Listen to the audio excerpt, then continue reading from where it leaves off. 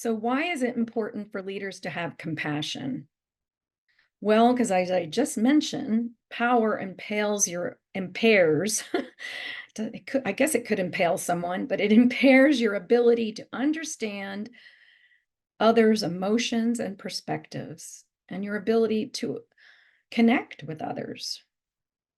So you train for compassion. Compassion, we all know the word, is the intention to benefit others. It's wishing happiness for others. It's wishing others have no suffering or that their suffering can be limited. It's joy in seeing others succeed. And it's seeing all others as of equal worth to yourself.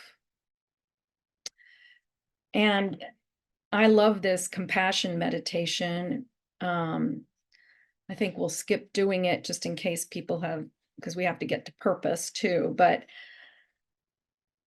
there's a compassion mindfulness meditation you can just use when you're sitting there, you're driving well, not when you're driving, no, sorry. When you're sitting there, maybe when you're doing the dishes and you're thinking about someone you want to feel compassionate about. Maybe they're going through a difficult time. And you think to yourself, may your pain ease. May you get through this. May you find happiness. May you find your next job or next career, whatever is going on with the person. And then to yourself, may I not suffer. May I not worry so much. May I heal. May my hurt feelings pass.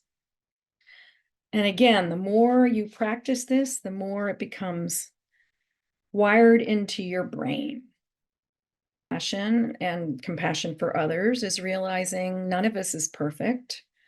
You are good enough. Your employees are good enough. Everyone makes mistakes. And that as a leader, it behooves you to have that same compassion and forgiveness for yourself. And then you will have a greater capacity to care for others. I mentioned we would talk about that inner critic, and that is that voice in your head that is just driving you nuts and saying, oh, you're no good at this. You can't do this. You've never been good. You're jealous, you're selfish, you name it. It's name calling. So, and remember, our brain, the negative things stick to our brains like Velcro. So how do we make sure that inner critic and these voices and these thoughts and these feelings don't get stuck? Well, we push back on them and we say, okay, just because you're in my head doesn't mean you're true. What is really going on here? And then try to look at it from the vantage point of someone else or a little bit more neutrally, and be skeptical. Like, you have no idea what you're talking about. I know I can do this because I did it before, or I've trained, I've prepared for this. And as I mentioned before, kind of put it over there. Try to say, okay, I see you're there, but I'm not going to pay attention to you. I'm going to put you way over there in the corner.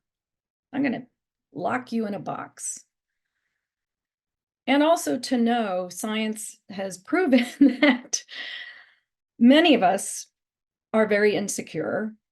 But one way I think most of us, probably all of us, are insecure. Most of us are good people. Almost every human is a good person. And if you think about the people in your life, they're good people. So see yourself as others see you. If you see them as good people, don't you think they probably see you as a good person? So again, to push back that inner critic.